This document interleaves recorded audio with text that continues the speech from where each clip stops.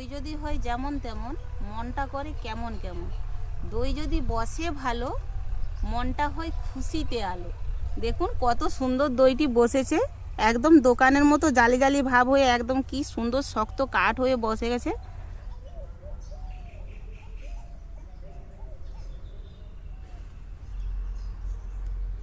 কত সুন্দর হয়ে দইটা জমাট বেঁধেছে দেখুন,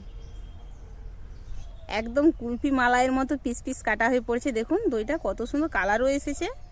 নমস্কার বন্ধুরা, অনিতার কিচেনে আপনাদের সবাইকে স্বাগত জানাই। সামনেই জামাই ষষ্ঠী, সেই জামাই ষষ্ঠীকে উপলক্ষ করে আমি আপনাদের জন্য সুন্দর একটি মিষ্টি দইয়ের রেসিপি নিয়ে চলে এসেছি। যেই মিষ্টি দই জামাইরা যদি শ্বশুর বাড়িতে নিয়ে যায়, শাশুড়ি মাতা দেখে একদম চমকে যাবে যে আমার মেয়ের বাড়ি থেকে এত সুন্দর দই নিয়ে এসেছে। খুব সহজ পদ্ধতিতে আপনারা এই দইটি বাড়িতে বানিয়ে নিতে পারবেন।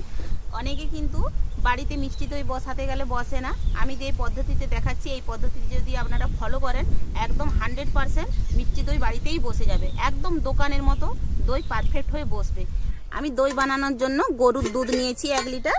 প্রথমে আমি দুধটিকে গরম করে নেব। আজকে প্রচণ্ড হাওয়া দিচ্ছে, এই হাওয়ার মধ্যেই আমি উনুন ধরিয়ে আপনাদের জন্য দই বানিয়ে দেখাবো। আমি উনুন ধরিয়ে নিয়েছি, কড়া বসিয়ে দিয়েছি। দুধটা আমি আগে থেকে ছেঁকে রেখেছিলাম।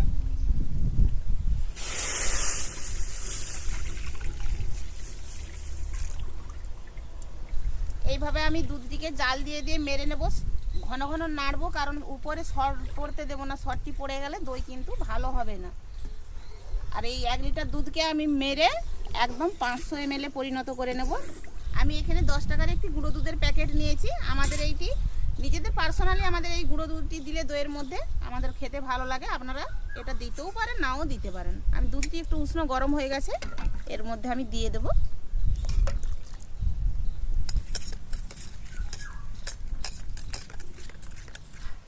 এবার দিয়ে দিচ্ছি এর মধ্যে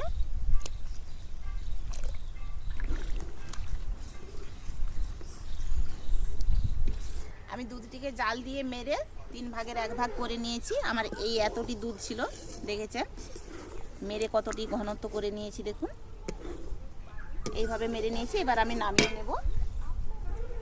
দুধে দেখুন একটুও সর ফেলায়নি। আর দুধটিকে ঠান্ডা হওয়া পর্যন্ত এইভাবে কিন্তু নাড়তে হবে। যতক্ষণ গরম থাকবে না, নাড়লে আপনারা পুনরায় সর পড়ে যাবে। তো আমি এইভাবে একটু নেড়ে নেব ঠান্ডা হওয়া পর্যন্ত। আমি এবার দই মিষ্টির জন্য ক্যারামেলটি তৈরি করে নেব। আমি পুরো চিনিটাই কিন্তু ক্যারামেল তৈরি করেই দেব। আমি দুধের মধ্যে আগে কোনো চিনি দেইনি।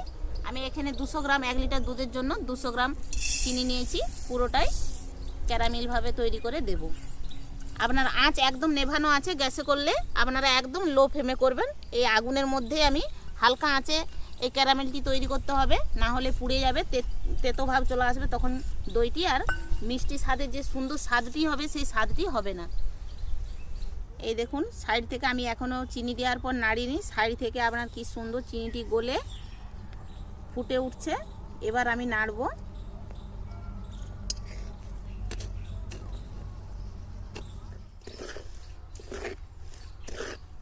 এই দেখুন আমি ক্যারামেলটি কি সুন্দরভাবে তৈরি করে নিয়েছি, একদম হালকা আঁচে। এবার আমি একটু একটু করে দুধটি এর মধ্যে মেশাবো।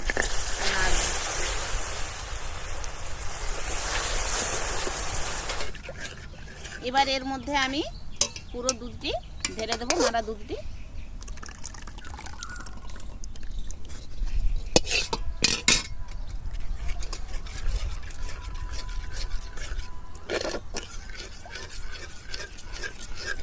আমি মিষ্টি দই বসানোর জন্য টক দই নিয়েছি। টক দই কিন্তু মিষ্টি দইয়ের মধ্যে দিতেই হবে। আমি এখানে ঘরে বসানো দই, টক দই 100 গ্রাম নিয়েছি।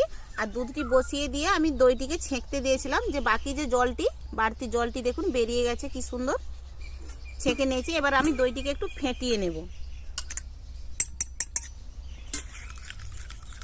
আমার জায়গাটা একটু ছোট হয়ে গেছে, এইটাই খুব ভালো করে আমি দইটিকে একটু ফেটিয়ে নেব। এবার আমি এই দুধের সঙ্গে দিয়ে দিচ্ছি।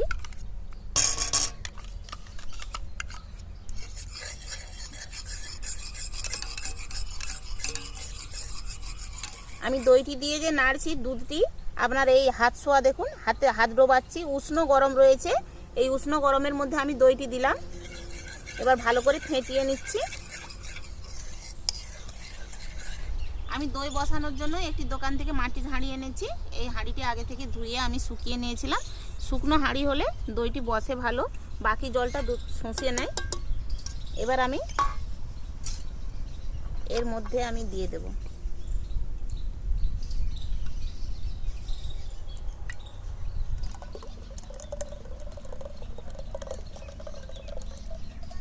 এর মধ্যে আমি একটি বাটি চাপা দিয়ে দিচ্ছি। আপনারা এইভাবে বাটি না দিয়েও আপনারা সিলভার পেপার দিয়ে গার্ডার দিয়ে মুড়িয়ে দিতে পারেন। দিয়ে একটি তোয়ালে বা গরম জায়গায় রেখে কম্বল চাপা বা তোয়ালা চাপা দিয়ে রেখে দেবেন। 7-8 ঘন্টার মধ্যে আপনার দইটি বসে যাবে। আমরা ফিরে আসছি 7-8 ঘন্টা পর।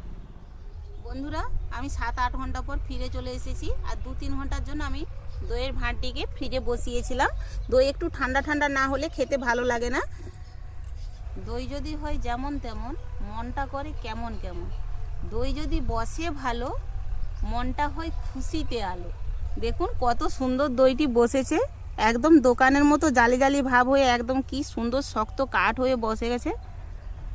আমি যে পদ্ধতিতে দেখিয়েছি বন্ধুরা, আপনারা যদি সেই পদ্ধতি ফলো করেন দই অবশ্যই বসবেই বসবে, আমি 100% গ্যারেন্টি দিয়ে বলতে পারি। এবার আমি দইটা কেটে দেখাচ্ছি, দেখুন কতটা সুন্দর বসেছে।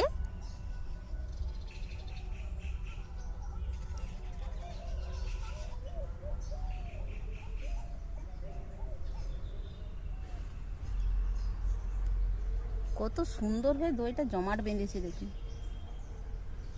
একদম কুলফি মালাইয়ের মতো পিস পিস কাটা হয়ে পড়েছে। দেখুন দইটা কত সুন্দর কালারও এসেছে। এবার একটু খেয়ে দেখব। অসাধারণ,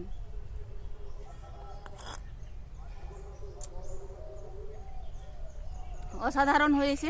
আমাকে তো খুব সুন্দর লেগেছে। আপনারা বাড়িতে বানিয়ে খাবেন, খেয়ে বলবেন যে কীরকম হয়েছে। অবশ্যই কমেন্ট বক্সে কমেন্ট করে জানাবেন। আর ভিডিওটা যদি ভালো লেগে থাকে অবশ্যই আমার চ্যানেলটিকে সাবস্ক্রাইব করবেন। দেখা হচ্ছে পরের ভিডিওতে। ততক্ষণ আপনারা সুস্থ থাকুন। আজকের ভিডিও এখানেই শেষ করছি। ধন্যবাদ।